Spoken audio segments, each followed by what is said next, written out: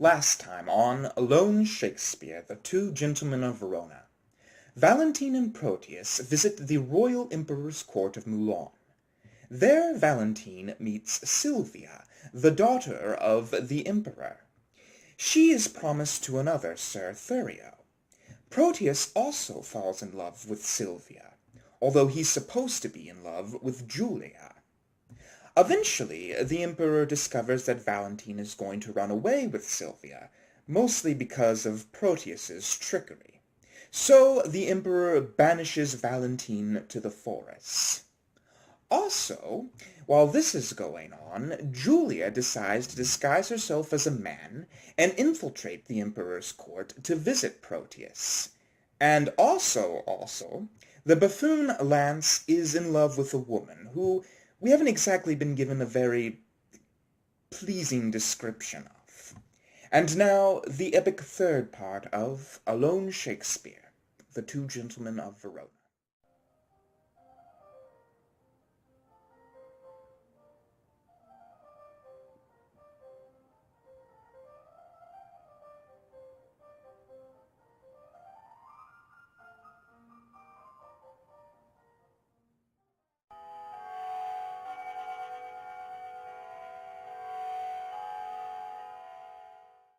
Sir Thurio, fear not that she will love you.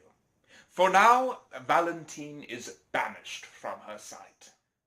Since his exile, she hath despised me most, forswore my company, and railed at me, till I am desperate of obtaining her. This weak impress of love is as a figure, trenched in ice, with an hour's heat, dissolves to water, and doth lose his form. A little time will mend these frozen thoughts, and worthless Valentine shall be forgot. My lord. How now, Sir Proteus? Is your countryman, according to our proclamation, gone? Gone, my good lord. My daughter takes his going grievously. A little time, my lord, will kill that grief. So I believe. But Thurio thinks not so. Sir Proteus, the good conceit that I hold of thee, for thou hast shown signs that thou is of good desert, makes me better to confer to thee. Longer than I prove loyal to your grace, let me not live to look upon your grace. Thou knowest how willingly I would effect the match between Sir Thurio and my daughter. I do, my lord. And also, I think thou art not ignorant, how she opposes her against my will. She did, my lord, when Valentine was here. Aye, and perversely she perseveres so. What might we do to make the girl forget Sir Valentine and love Sir Thurio? The best thing is to slander Valentine, with falsehood, cowardice, and poor descent, three things that women hold highly in hate. Aye, but she'll think it is spoken hate. Aye, if his enemy delivers it. Therefore it must with circumstance be spoken by one whom she esteems as his friend. Then you must undertake to slander him. And that, my lord, I shall be loath to do. 'Tis an ill office for a gentleman, especially against his very friend. Where your good words cannot advantage him, your slander can never endamage him. Therefore the office is indifferent, being entreated to it by your friend. You have prevailed, my lord, if I can do it. If aught I can speak in his dispraise, she will not long love him. But say I weed this love of Valentine from her, this does not follow that she will love Sir Thurio. Therefore, as you unwind her love from him, lest it should ravel and be good for none, you must provide to bottom it on me, which must be done by praising me as much as you in worth dispraise Sir Valentine. And Sir Proteus, we dare trust you in this kind, because we know from Valentine's report that you are love's firm votary, and shall not soon revolt and change your mind. Upon this warrant, you shall have access to her, where you may with Sylvia confer at large. For she is lumpish, heavy, melancholy, and for your friend's sake will be glad of you, where with your persuasions you may temper her to hate Valentine, and love my friend. As much as I can do, I will effect. But, Sir Thurio... Huh? You are not sharp enough. You must lay lime to her tangled desires, by wailful sonnets whose composed rhymes should be full fraught with serviceable vows. Aye, much is the force of heaven-bred poesy. Say that upon the altar of her beauty you'd sacrifice your tears, your sighs, your heart, right until your ink be dry, and with your tears moist it again to frame some feeling line. For Orpheus's lute was strung by poet's sinew, whose golden touch could soften stone and steel, make tigers tame, and huge leviathans forsake unsounded deep to dance on sand. After this dire lamenting elegies, visit by night your lady chamber's window, with some sweet consort to their instruments tune a deploring dump. The dead silence of the night will become such sweet complaining grievances. This, or else nothing, will inherit her. This discipline shows thou hast been in love, and thy advice this night I'll put into practice. Therefore, sweet Proteus, my direction giver, let us to the city presently, to sort some gentlemen well skilled in music. I have a sonnet that will serve the turn, to give an onset to thy good advice. About it, gentlemen! We'll wait upon your grace till after supper, and afterwards determine our proceedings. Oh, even now about it I will pardon you.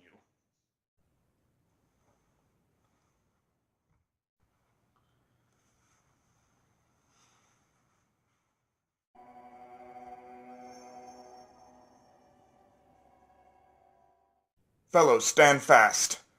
See a passenger. If there be 10 of them, shrink not, but down with them.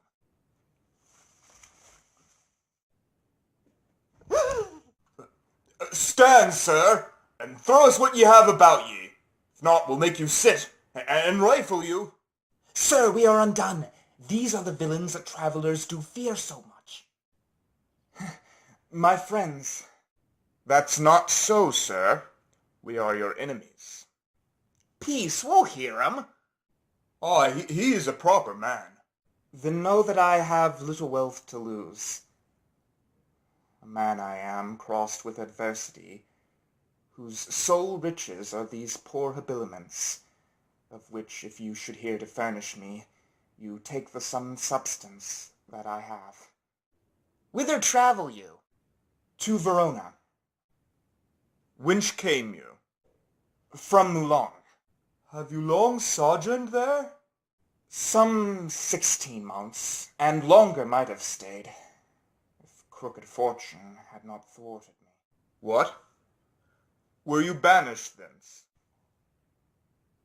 I was. For what offense? For that which now torments me to rehearse. I killed a man, whose death I much repent, but that I slew him manfully, without false vantage or base treachery.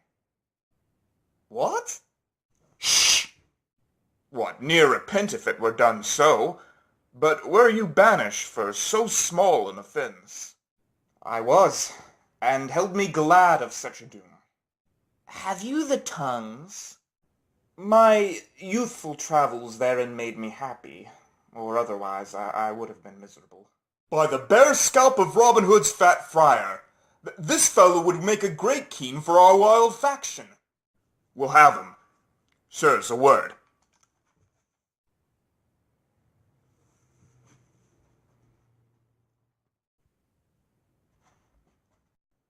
Master, be one of them.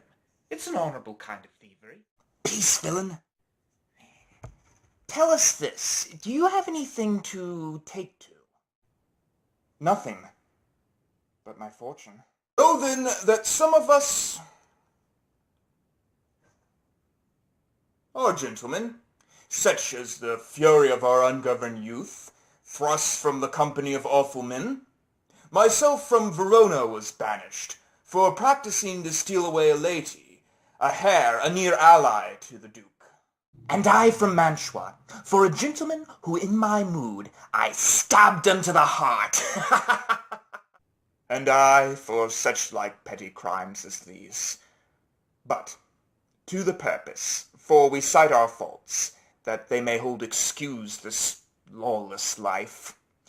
And partly, seen as you're beautified with goodly shape, and according to your own report, a linguist, a man of such perfections, as we do in our qualities much want. Indeed, it is because you are banished, that, above all the rest, we parley to you. Are you content to be our general? To make necessity of virtue? To live as we do in this wilderness? What sayest thou? Wilt thou be our consort? Say I, and you will be captain of us all. We will do thee homage, and be ruled by thee, and love thee as our commander and our king. But if thou scorns our courtesy, thou diest. Thou shalt not live to brag to what we have offered. I take your offer, and will live with you, provided that you do no outrages to silly women or poor passengers. No! We detest such vile, base practices. Come, go with us. Let us take thee to thy crew. We will show you all the treasures that we have got, which, with ourselves, are at thy dispose.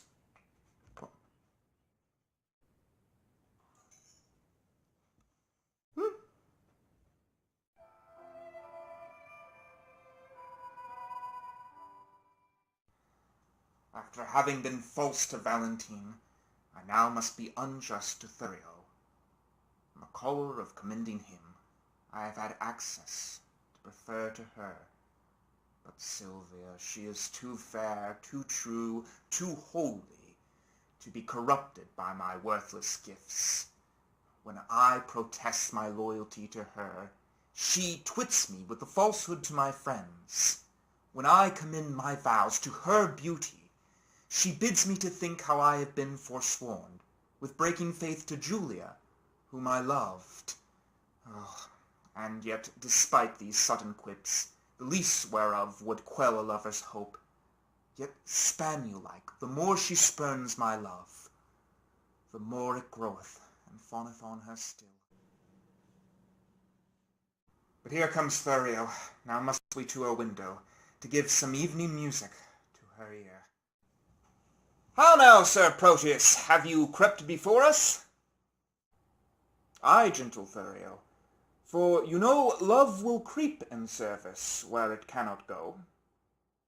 Who, Sylvia? Aye, Sylvia, but for your sake. Oh, I thank you for your own.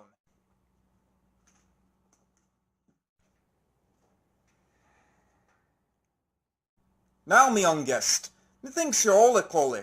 Why is it? Marry, mine host, because I cannot be merry. Oh, we'll have you merry. I'll bring you where we can hear music and see the gentleman that you asked for. But shall I hear him speak? Oi, that you shall. That will be music. Hark! Hark! Is he among these? Oi, but peace. Let's hear him. Who is Sylvia? What is she? That all the swains commend her. Holy, fair, and wise is she. All the graces heaven gives her. Is she kind as she is fair? For beauty lives with kindness. Love doth to her eyes repair, to help him of his blindness. To Sylvia then let us sing, for Sylvia is excelling. She excels each mortal thing upon the dull earth dwelling. And let us bring her garlands. Oi! Are you sadder than you were before? Oh, what's wrong, man? You don't like music? You mistake. The musician likes me not. Oi, my pretty youth! He plays false, father. Ow! Are the tunes out of string? Not so. But yet he plays so soft he grieves my very heartstrings. Oh, you have a quick ear. Aye, I would I were deaf. Makes me have a slow heart. I perceive you don't like music. Not a whit when it jars so. Oi, they begin again. Listen how they change the tune. Aye, that changes the spite. You'd have them play one too. I would have them play but one thing. But, host, doth this Proteus resort unto this gentlewoman frequently? I tell you what Lance told me. He loved her out of all nick. Where is Lance? Oh, he's gone to seek his dog, which by his master's command he's going to give tomorrow as a present to his lady. Oh, peace, hide. The company parts. Come on. Oi.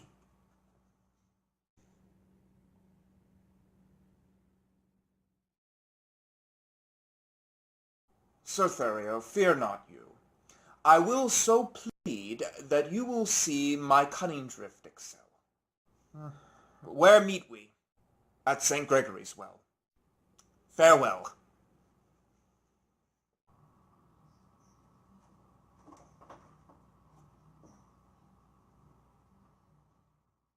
Madam, good even to your ladyship. I thank you for your music, gentlemen. Who is it that spake? One lady, if you knew his pure heart's truth, you would quickly learn to know him by his voice. Sir Proteus, as I take it.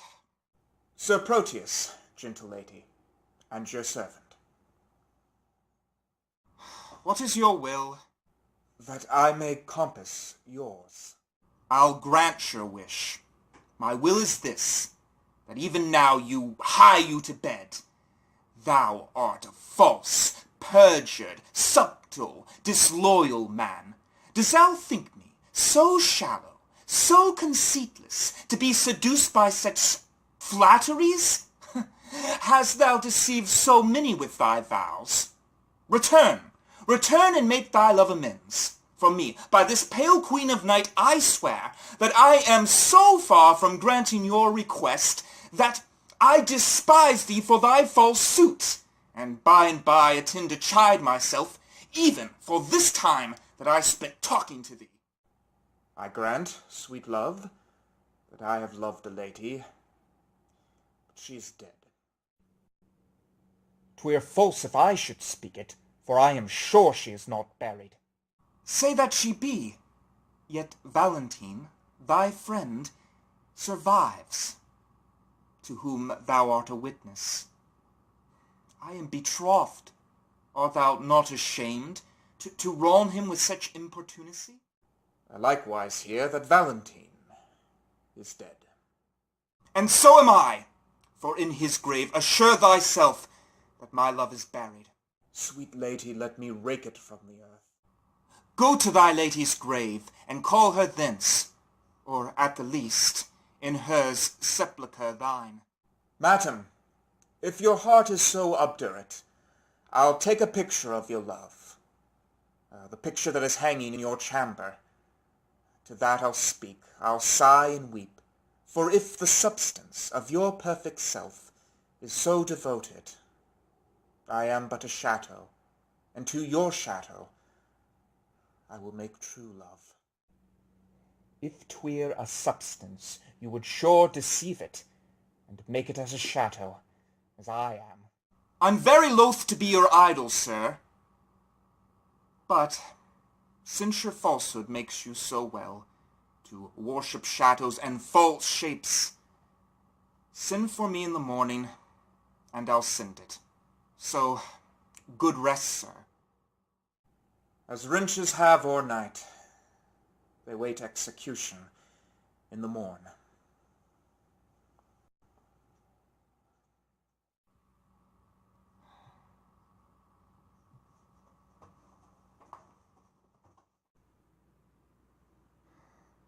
Host, will you go? Oh, boy, my holydom, I was fast asleep. Pray you, where lies Sir Proteus? Marry at my house. Trust me, think it's almost day. Not so, but has been the longest night ere I watched, and the heaviest. Strange fella.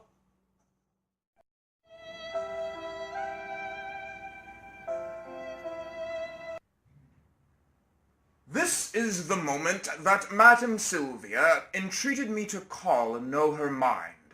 There is some great matter that she'd employ me in.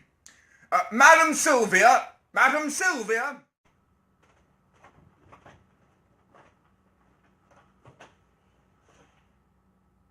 Who calls? Your servant and your friend, one that attends your ladyship's commands. Sir in glamour, 1,000 times good morrow. As many, worthy lady, to yourself, according to your ladyship's impose. I have early come to know what service it is your pleasure to command me in. O in glamour, thou art a gentleman. Oh, think not that I do flatter, for I swear I do not. Valiant, wise, resourceful, well achieved.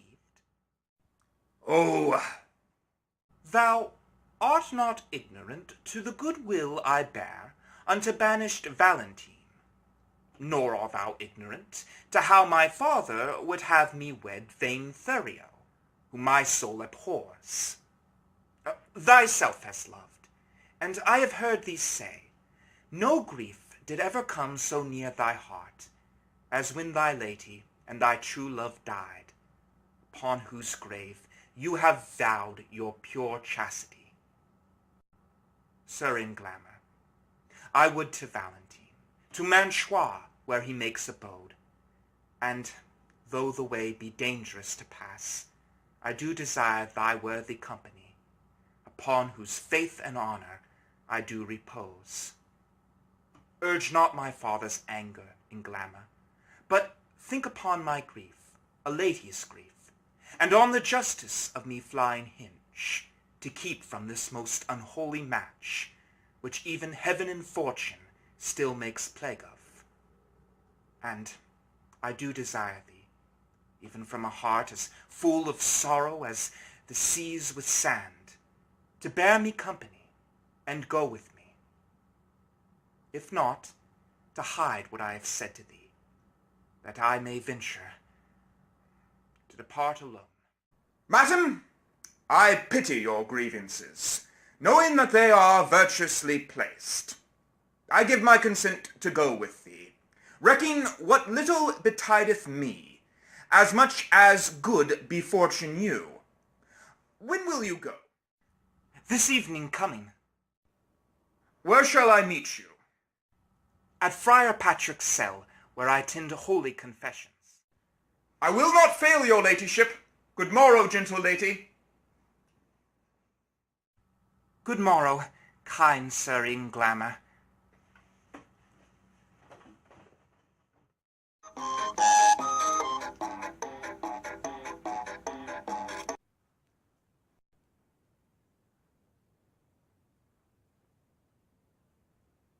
When a man's servant shall play the cur, look you, it goes hard.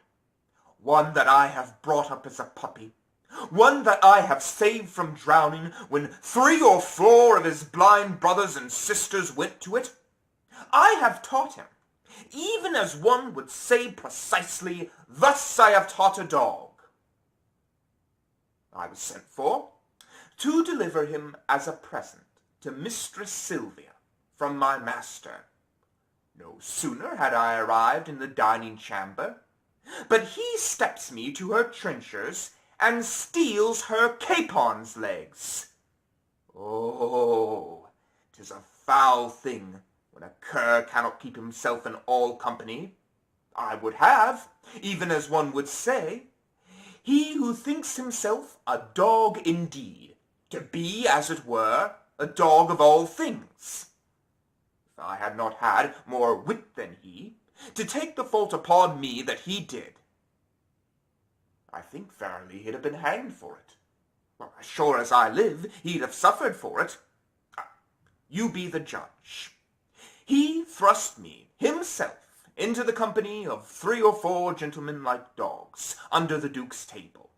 He had not been there, bless my mark, a pissing while, but all the chamber smelt him. Out with him, says one. What is that cur, says another. Whip him out, says the third. Hang him up, says the Duke.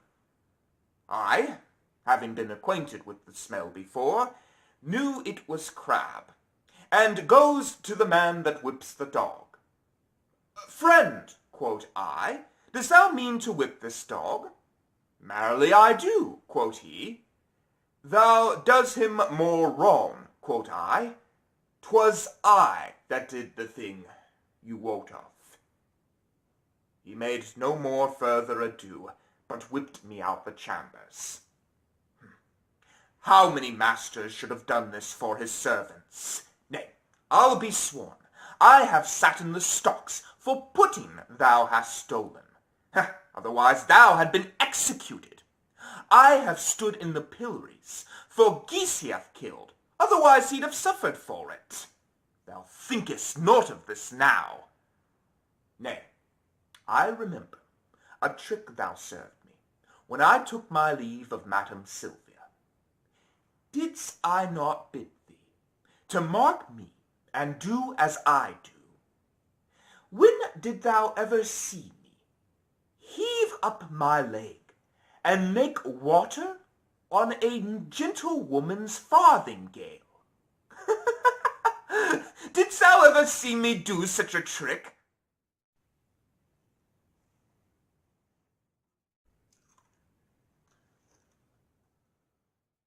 Sebastian is thee name. I like thee well, and will employ thee in some service presently. In what you please, I'll do what I can. I hope thou wilt. How now, you whoreson peasant? Where have you been these past 2 days loitering? Marry, sir, I carried Mistress Sylvia the dog you bade me. And what says she to my little jewel? Marry, sir, she says your dog is a cur, and cur's thanks is good enough for such a present. But she received my dog. No, indeed, did she not. Here, I have brought him back again. What? Didst thou offer this from me? Aye, sir. The other squirrel was stolen from me by the hangman's boy in the marketplace.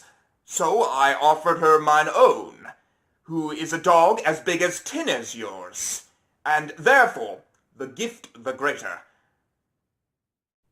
Go, get thee hence, and find my dog again, or ne'er return again into my sight.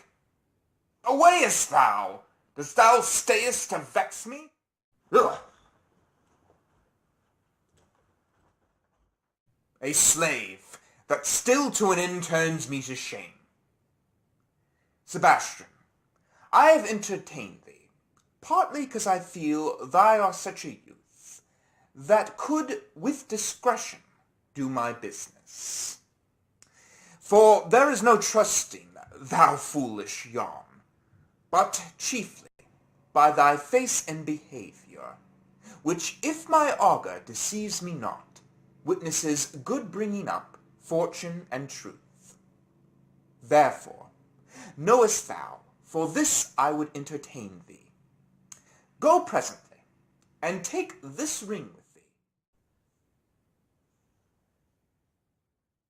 Deliver it to Madam Sylvia. She loved me well that did deliver it to me. It seems you love not her, to leave her token. She's dead, belike? Not so, I think she lives. Alas! Why dost thou cry alas? I cannot choose but pity her. Wherefore should thou pity her? Because methinks she loved you as well as you do love your Lady Sylvia. She has loved him that has forgot her love. You dote on her that cares not for your love. Oh, 'tis a pity love should be so contrary, and thinking on it made me cry, alas. Well, give her this ring, and therewith this letter.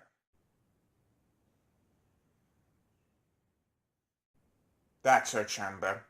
Tell my ladyship that I claim the promise to her heavenly picture. That done, hie home unto my chamber, where there thou shalt find me sad and solitary. How many women would do such a message? Alas, poor Proteus, thou hast entertained a fox to be the shepherd of thy sheep. Alas, poor fool. Oh, why do I pity him, that he despises me with his very heart? Because he loves her, he despises me. Because I love him, I must pity him. This ring I gave him as he parted me, to bind him to my good will. Oh, unhappy messenger, to plead for that which I would not obtain, to carry that which I would not receive, to praise his faith which I would dispraise. I am my master's true confirmed love, but I cannot prove true servant to my master, unless I prove false traitor to myself. Yet I will woo for him, but I will do so coldly, that heaven knows that I would not have him speed. I think I should not be here. Never mind.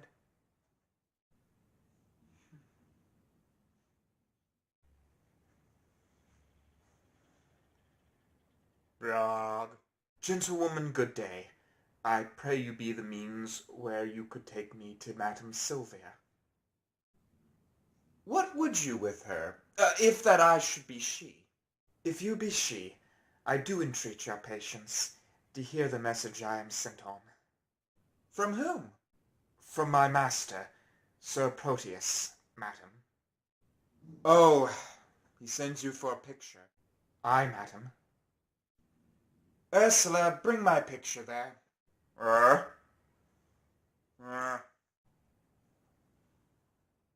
Go give your master this. Tell him from me one Julia, who his changing thoughts have forgot, would fit his chamber better than this chateau.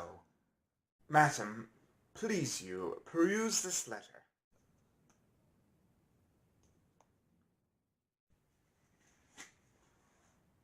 Madam, pardon me, I have unadvised delivered you a paper I would not.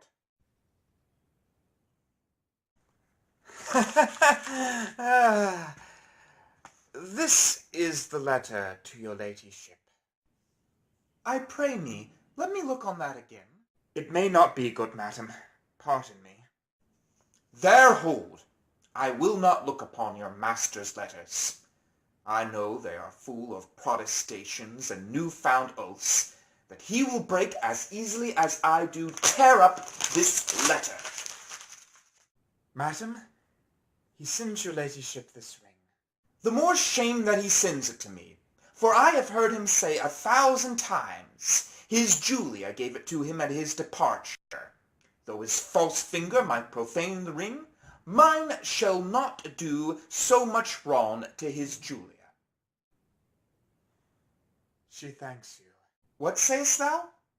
I thank you, madam, that you tender her. Poor gentlewoman, my master wrongs her very much. Dost thou know her? Almost as well as I do know myself. To think upon her woes, I do protest that I have wept 100 several times. Belike she think that Proteus hath forsook her. Oh, I think she doth, and that is the cause of her sorrow. Oh, is she not passing fair? Oh, well, she hath been fairer, madam, than she is, when she did think her master loved her well. She, in my judgment, was as fair as you, but she has neglected her looking-glass, and threw away her sun-expelling mask, so that now the air hath stole the roses from her cheeks, and pinched the lily tincture of her face, until she is as black as I am. How tall was she? About my stature. For at Pentecost, when all our pageants were delight and play, I used sculpt me to play the woman's part.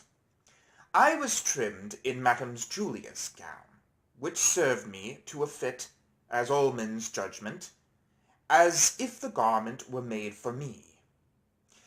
Therefore I know she is about my height, and I did make her weep a good that night, for I did play a lamentable part.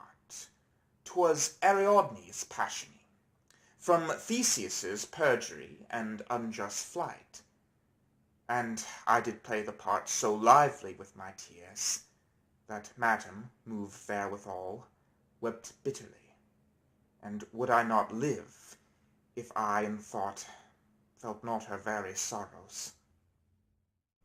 She is beholding to thee, gentle youth. Alas, poor lady, desolate and left, I weep myself upon the words. Here, youth, is my purse. I give thee this for thou sweet mistress' sake, because thou lovest her. Farewell. Ah! And she should thank you, ere you know her. A virtuous gentlewoman, mild and beautiful. I think my master's suit is but cold, for she respects my mistress's love too much. Lass, how love is such a trifle with itself. Here is her picture. Let me see. I think if I had such attire, my face would be as lovely as hers. And yet I think the painter might flatter her, a little, unless I flatter thyself too much. Her hair is auburn, but so is mine. Her eyes are grey as glass, but so are mine. Her forehead is high, but mine is low. What is it that makes him respect her so, but that I could make respective in myself? But this fond love is such a blinded god. Oh, come. Come, Chateau, and take this Chateau up, for 'tis thy rival. O thou senseless form, to be worshipped, kissed, loved, and adored! If he had any sense in his idolatry, my substance would be statue in thy stead. Oh, if I'll use thee kindly, for thy mistress's sake. If not, by Jove, I'd swear I'd scratch thy unseen eyes out, to make my master out of love with thee. Oh.